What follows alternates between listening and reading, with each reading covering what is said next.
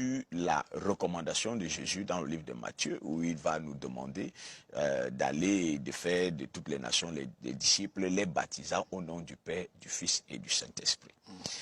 Quand nous avons compris que baptiser veut dire introduire quelqu'un, nous allons donc nous rendre compte que le baptême dont on est en train de parler là, ce baptême est plus une introduction dans la connaissance du Père, du Fils et du Saint-Esprit.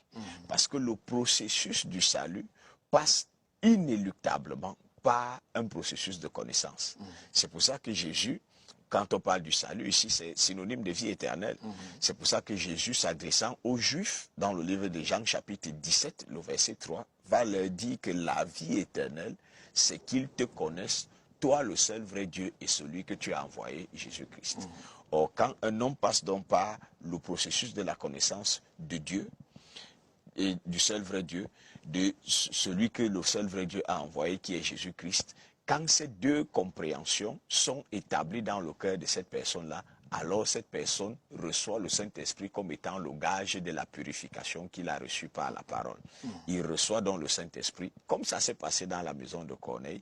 Ça veut donc dire qu'il est baptisé de la connaissance du Père, de la connaissance du Fils et du Saint-Esprit. Or, c'est quand ces trois éléments sont accomplis dans la vie de quelqu'un qu'il peut donc maintenant